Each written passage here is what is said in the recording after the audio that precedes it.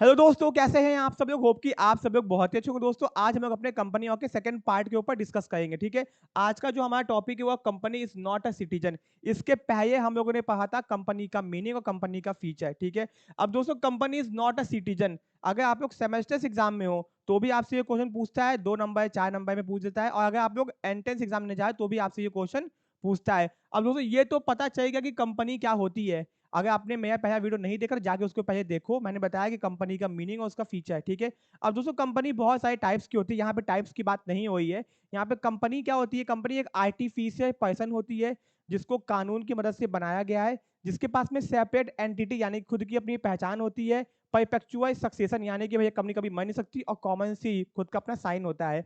तो कंपनी पता है। ठीक है, अब दोस्तों company is not a citizen. अब दोस्तों क्या एक कंपनी सिटीजन हो सकती है, एक इंसान जैसे मैं हूं, मेरा नाम अमन है, तो दोस्तों मैं इंडिया का एक सिटीजन हूं, नागरिक हूं। ठीक है ना, तो क्या कंपनी किसी देश की नागरिक हो सकती है, सिटीजन हो सकती है? ये क्वेश्चन आपसे पूछा गया क्योंकि दोस्तों अदर अदर कंट्रीज की कंपनीज इंडिया में आती हैं, इंडिया की बाहर जाती हैं। अब मान लो अमेरिका की कंपनी इंडिया में आई और वो एक पर्सन है, आर्टिफिशियल पर्सन है, तो क्या हम लोग उसको सिटीजन बोल सकते हैं? यही चीज हमको यहाँ पे पढ़ना है। अब दोस्तों टॉपिक अपना क्या है, company is not a citizen. ठीक है ना, ओके। तो क्या है, और दो अब दोस्तों यहाँ पे ध्यान से पढ़ना, यहाँ पे कोई थोड़ा सा आपको कहानी और थोड़ा सा आपको कानून है। ये जो है ना, ये मैं आपको अपने से नहीं बता सकता, ये क्या है, कानून है, लॉ है। तो लॉ को लॉ की तरह बताएंगे। बहुत से बच्चों के मन में डाउट रहता है, क्या हमको सेक्शंस भी लिखने होंगे? बेटा तो नहीं लिखने होते हैं सेक्शंस, कुछ चीजें होती हैं जो पूछती हैं वो मैं बता दूंगा आपको। ठीक है, और दो, a company is a legal person. भैया सिंपल सी बात है, कंपनी क्या है, एक लीगल पर्सन है, कानूनी पर्सन है, हैविंग अ नेशनैलिटी। नेशनैलिटी का मतलब होता है Indian company, foreign company, American company, Chinese company. ये हमको कि इंडियन कंपनी क्यों कहते हैं, क्योंकि कंपनी का रजिस्ट्रेशन इंडिया में हुआ है, इसलिए इंडियन कंपनी है वो, तो उसकी नेशनैलिटी होती है। एंड डोमिसाइल, डोमिसाइल मतलब वो कहाँ की है। Yet it is not a citizen, भैया कंपनी की नेशनैलिटी भी है तो भी इसको हम लोग सिटीजन। अब भैया सिटीजन के पास में ऐसी कौन सी ताकत है जो कंपनी के पास में नहीं होती? भैया एक सिटीजन वोट दे सकता है, अगर कंपनी को सिटीजन बना देंगे तो कंपनी भी वोट दे पाएगी ना, तो इसी ये कंपनी को सिटीजन का दर्जा नहीं दिया गया है।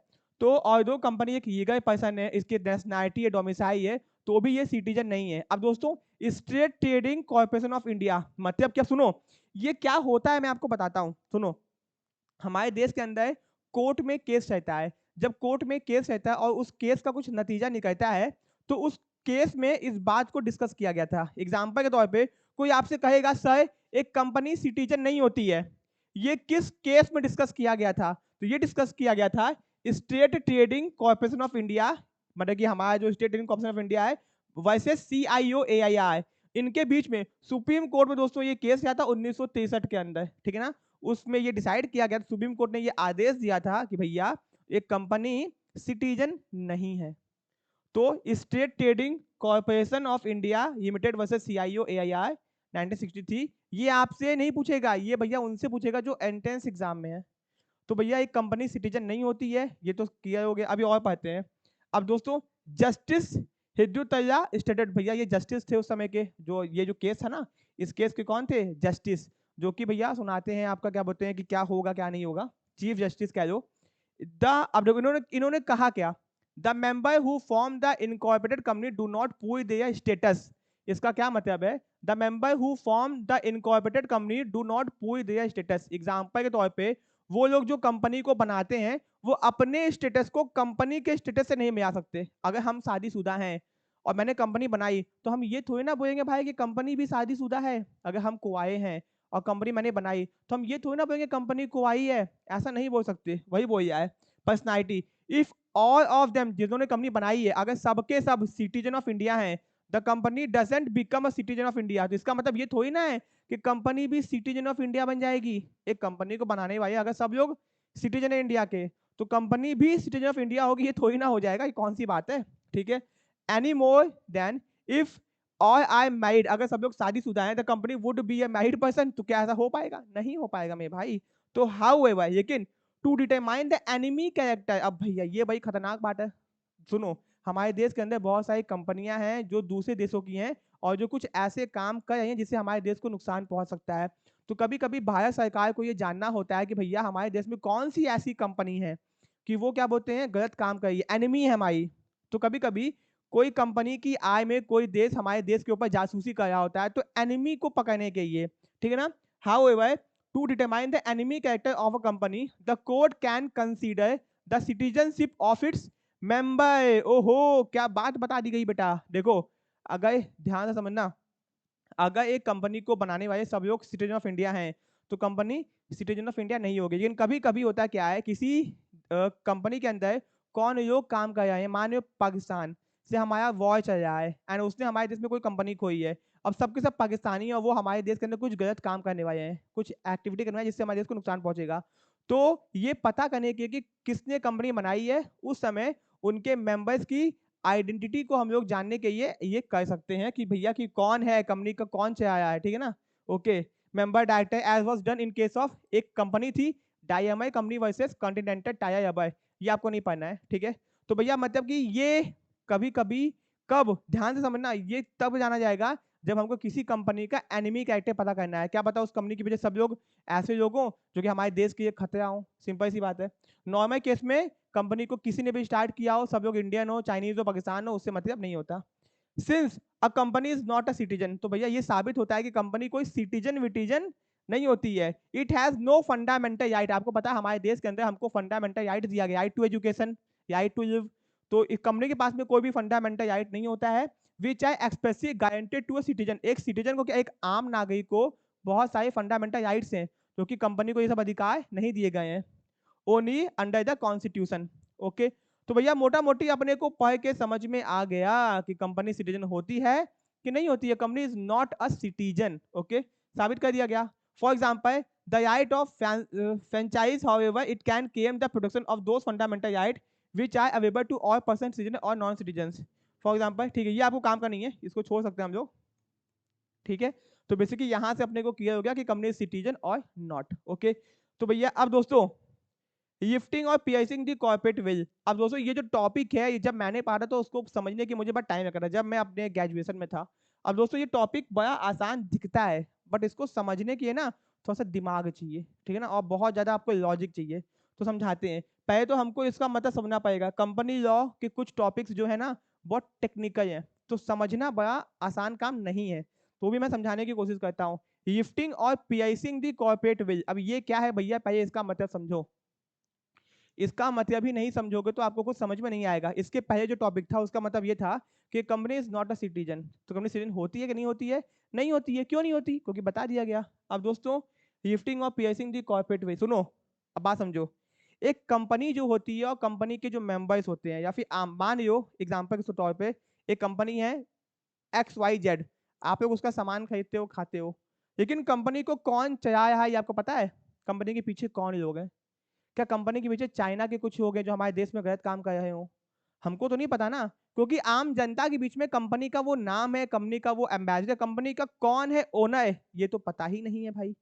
और वो ऐसा कौन सा काम का जिससे हमारे देश को नुकसान पहुंच जाएगा, या फिर मान लो वो टैक्स की चोरी कर रहा है या फिर कुछ भी कर रहा है, तो हमको तो पता ही नहीं ना कि कौन बैठा हुआ है कंपनी के पीछे, एक्चुअल में ओनर कौन है। मानो मैं कंपनी का ओनर हूँ और मैंने किसी और को सीईओ बना दिया, पैसा उठाया मार्केट में, शांति से कोने बैठा हूँ, किसी को पता ही नहीं कि मेरी कंपनी है।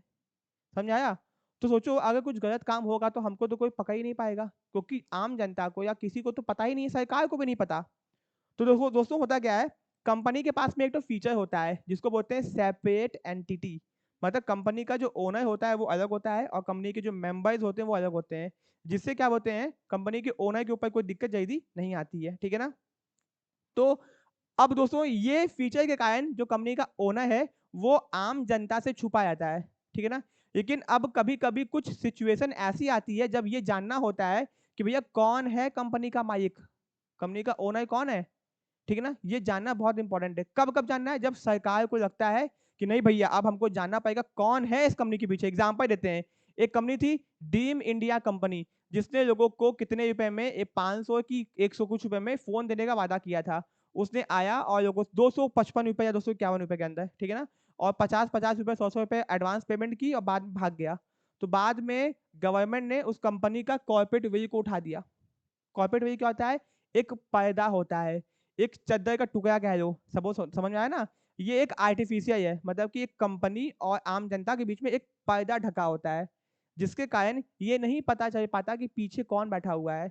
तो कोर्ट क्या कहती है, गवर्नमेंट क्या कहती है, उस पर्दे को हटा देती है। एक्चुअल में कोई पर्दा होता नहीं है, ये इमेजिनरी पर्दा है।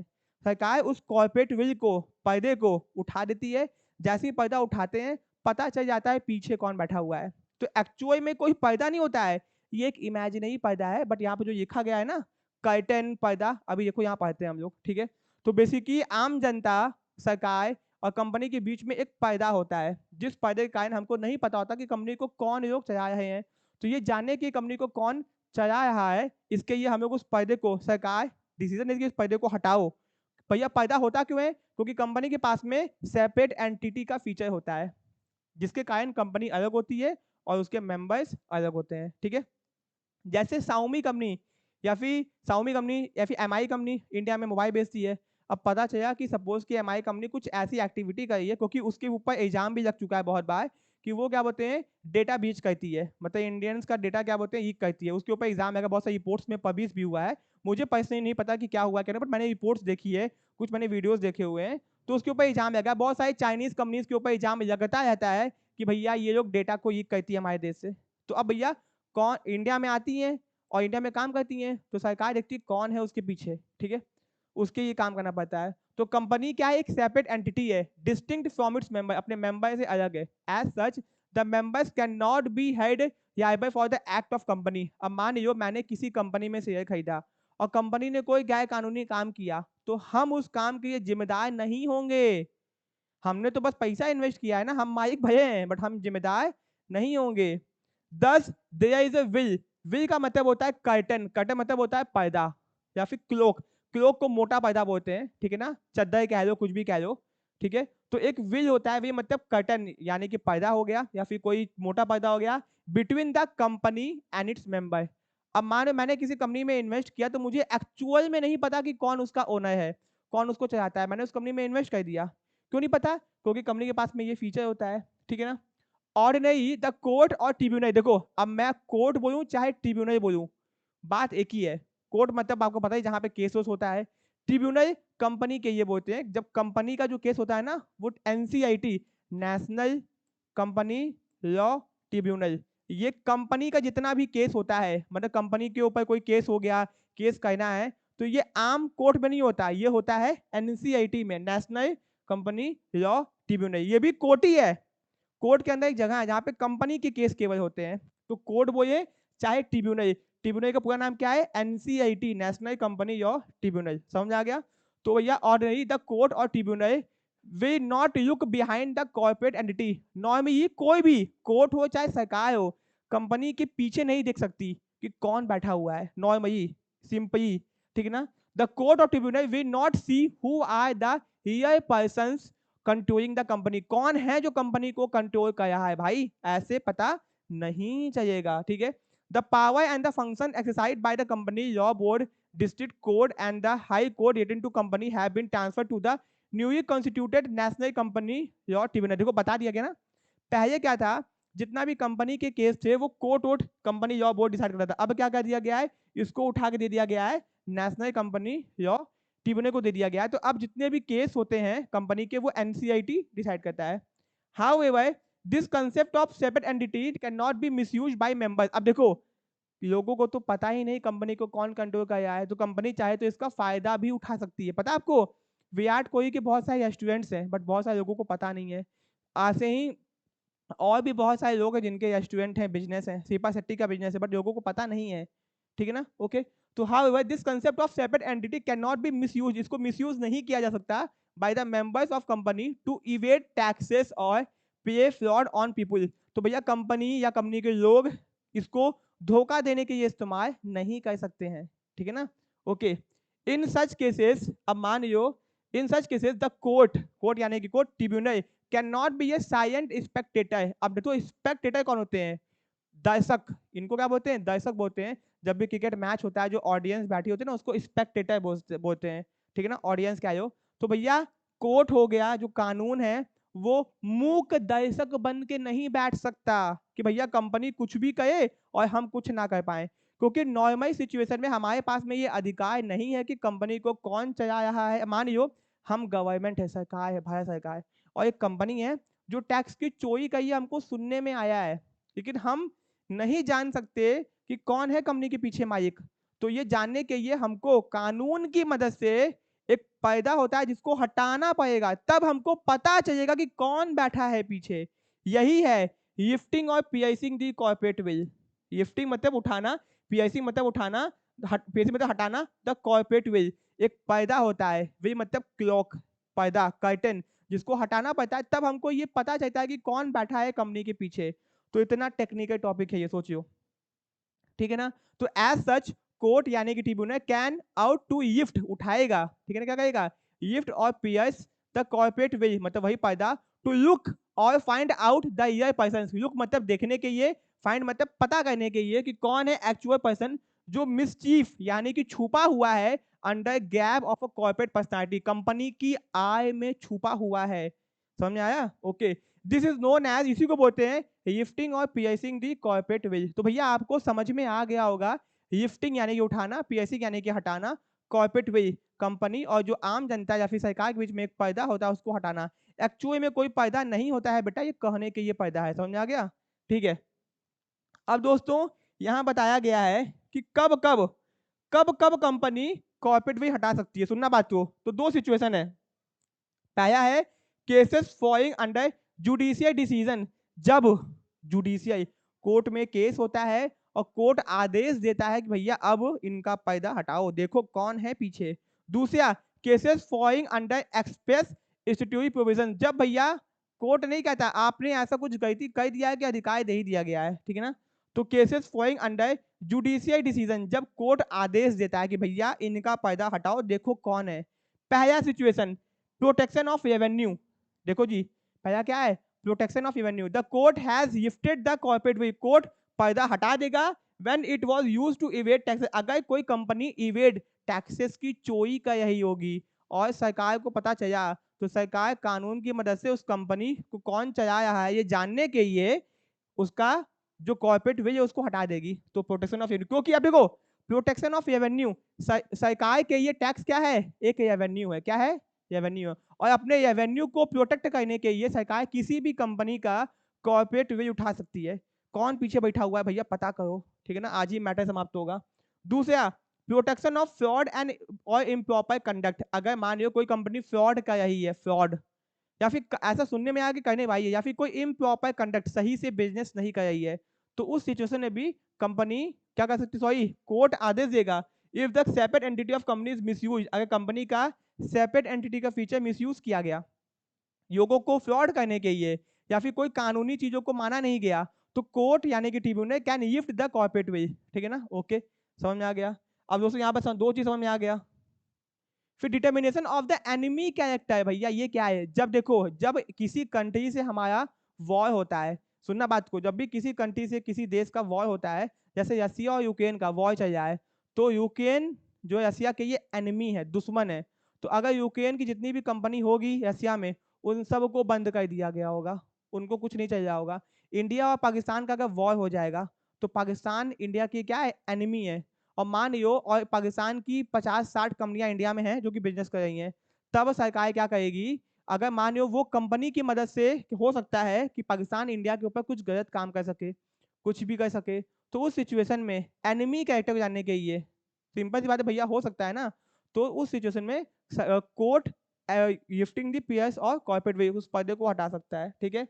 अवॉइडेंस ऑफ वेलफेयर रजिस्ट्रेशन, अगर आपने उस देश के कानून जो बनाए गए उसको नहीं मान रहे हो, सही से उसको यूज नहीं कर रहे, तब भी। Determination of contempt of court, मान लो आपके ऊपर कोर्ट ने कोई आदेश दिया कि आपको भैया XYZ ये काम करना है और आपने वो काम नहीं किया। सपोज कोर्ट ने आपको कोई काम बोला कि ये काम आपको करना है और आपने उसको कोर्ट की अवहेलना कर दी, कोर्ट का सम्मान नहीं किया, आपने वो काम नहीं किया, तो उस सिचुएशन में कोर्ट चाहे तो आपका कॉर्पोरेट विल उठा सकती है, ठीक है ना। डिटर्मिनेशन ऑफ टेक्निकल कंपिटेंस, नीचे देखे हैं, just as to determine enemy character of a company corporate we can be PI, similarly to determine technical competence of company its corporate we can be DPI'd new horizon।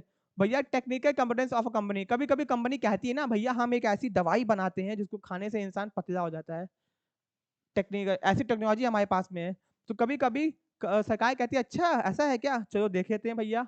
तो उस situation में भी company technical technical competence देखने की है कि आप technically competent है को नहीं मार्केट के अंदर। उस सिचुएशन में भी कंपनी सरकार चाहे तो ये पर्दा हटा सकती है। तो भैया ये आपका हो गया इसके अंदर, ठीक है ना। जब जुडिशियल डिसीजन, जब कोर्ट आदेश देता है और तब उस पर्दे को हटाया जाता है, ठीक है। आप चाहो तो अंदर रीडिंग मार सकते हो, आपकी इच्छा है, मैंने बता दिया पॉइंट से ही, आप आराम से देख सकते हो, सब पॉइंट बहुत ईजी है।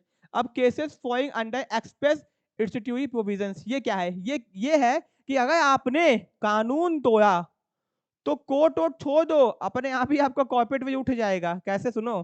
पहला है reduction of member below the statutory minimum, मतलब कि अगर मान लो एक कंपनी है, प्राइवेट कंपनी के अंदर मिनिमम होते हैं 2 लोग, पब्लिक कंपनी में मिनिमम होते हैं 7 लोग। अगर आपके कंपनी में 2 से लोग कम हुए या फिर 7 से कम हुए, सुन अब मैं पढ़ के दिखा देता हूँ आपको, आपको नहीं नहीं सर ऐसा कैसे। Reduction of member below the statutory minimum, it if at, यहाँ पे इफ होना चाहिए था, if at any time the number of member of a public company fall below, fall मतलब 7 से कम होता है, ठीक है ना, और below 2 in case of private company and the business of company is carried 1 for more than 6 month. मान लो अगर आपकी कंपनी का मेंबर प्राइवेट है 2 से कम हुआ, पब्लिक है 7 से कम हुआ, और आपने ये जानने के बावजूद 6 महीने तक बिजनेस को चला दिया, ठीक है ना। तो क्या होगा, एवरी मेंबर, जितने भी लोगों को ये बात पता थी, लोगों की बात पता थी, शायद भी लायबल फॉर द डेब्ट ऑफ कंपनी, तो कंपनी के जितने भी उधार हैं, जितना भी कर्जा है, उनके ये जिम्मेदार वही लोग होंगे। सुनो बात को। और उस सिचुएशन में कंपनी चाहे तो क्या कर सकती है, कॉर्पोरेट विल को उठा, सरकार चाहे तो कॉर्पोरेट विल को उठा सकती है, ठीक है। मिस रिप्रेजेंटेशन इन प्रोस्पेक्टस, आपको पता होगा जब भी एक कंपनी को मार्केट से पैसा उठाना होता है तो कंपनी सबसे पहले प्रोस्पेक्टस इशू करती है। प्रोस्पेक्टस कंपनी का एक इनवाइटिंग डॉक्यूमेंट होता है जिसमें कंपनी को कितना पैसा चाहिए, कितना शेयर इशू करेगी, कितना ऑथराइज कैपिटल है, कंपनी का नाम, पता, एड्रेस, सब कुछ लिखा होता है। ये एक इनवाइटिंग डॉक्यूमेंट है और इसके ऊपर कंपनी का सीए, सीएस, कंपनी के डायरेक्टर सबका साइन होता है। मान लो कभी कभी लोगों को धोखा देने के लिए हमने प्रोस्पेक्टस में कुछ गलत लिख दिया, मैंने लिख दिया कि आपको 15% से रिटर्न देंगे और आपको हम 5% से रिटर्न दे जाए, और आपने यही सोच के इन्वेस्ट कर दिया कंपनी में, तो मैंने आपको क्या किया, धोखा दिया ना। मैंने प्रोस्पेक्टस में अपने गलत चीज आपको दिखा दी, है कि नहीं। कभी कभी ऐसा होता है कि आप देखते हो 90% डिस्काउंट, आप सोचते हो 100 का सामान है तो 90 पे डिस्काउंट हो गया, 10 का मिलेगा, लेकिन आप जाते हो सामान आपको भैया महंगा मिलता है। तो ये क्या है, मिस रिप्रेजेंटेशन, जब अपने प्रोस्पेक्टस में कोई चीजों को गलत तरीके से दर्शा के आपको फ्रॉड करने की कोशिश की जाए, उस सिचुएशन में भी सरकार चाहे तो किसी भी कंपनी के कॉर्पोरेट वे को उठा सकती है, ठीक है ना। तीसरा, fraudulently inducing person to invest money, अगर हमने फ्रॉड, मतलब मेरा मकसद था किसी को धोखा देना और उसके कारण मैंने किसी को इंड्यूस करके, मोटिवेट करके पैसा इन्वेस्ट करवाने की कोशिश की, तो उस सिचुएशन में भी कंपनी चाहे, सॉरी कोर्ट चाहे या फिर क्या बोलते हैं आपका सरकार चाहे तो उठ सकता है, ठीक है ना। ओके। अब दोस्तों, fair to return application money, अब ये क्या, चौथा, कभी कभी आपको पता होगा जब पैसा आता है कंपनी के पास में, कंपनी पैसा एक साथ नहीं मांगती है normally, application allotment, first call, final call होता है ना। तो जब कंपनी के पास में पैसा आता है एप्लीकेशन का, जब ओवर सब्सक्राइब होता है पैसा, ठीक है ना, तो जो एक्सेस पैसा होता है उसको वापस करना होता है, ठीक है ना। अगर कंपनी उसको टाइम से वापस नहीं करती है, ठीक है ना, मानियो मैंने कंपनी स्टार्ट की, मैंने शेयर इशू किया और मेरा शेयर ओवर सब्सक्राइब हो गया, जो एक्सेस पैसा वो तो वापस करना होगा ना, ठीक है ना। Okay.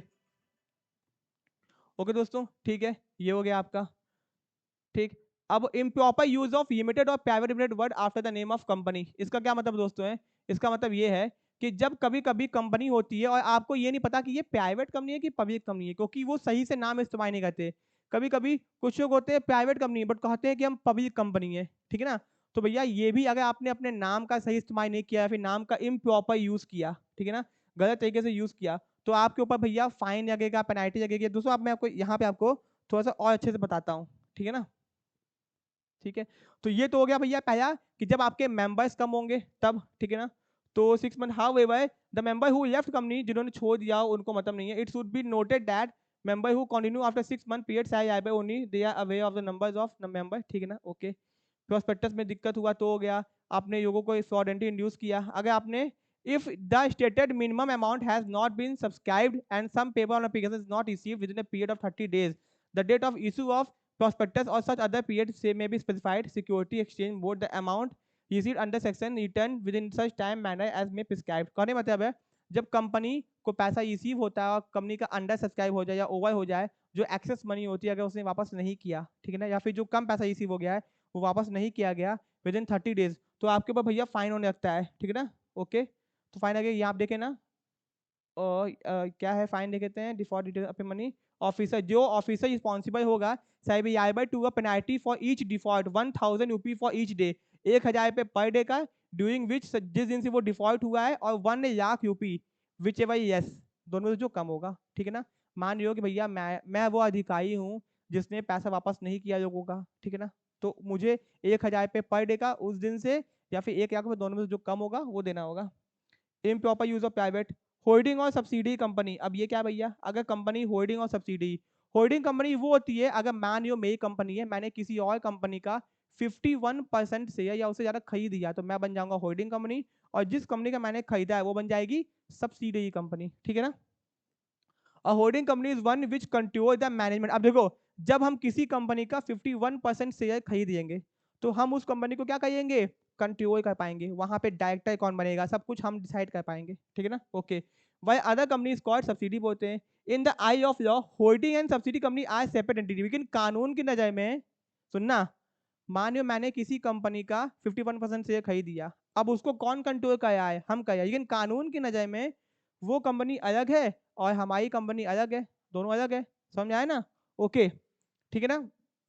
It has been held that even a 100% subsidy is a separate entity, as its holding company will not be liable for its act. However, the court or tribunal may use the corporate way in order to establish a relationship of holding and subsidy company to find out the real persons who control the affair of company.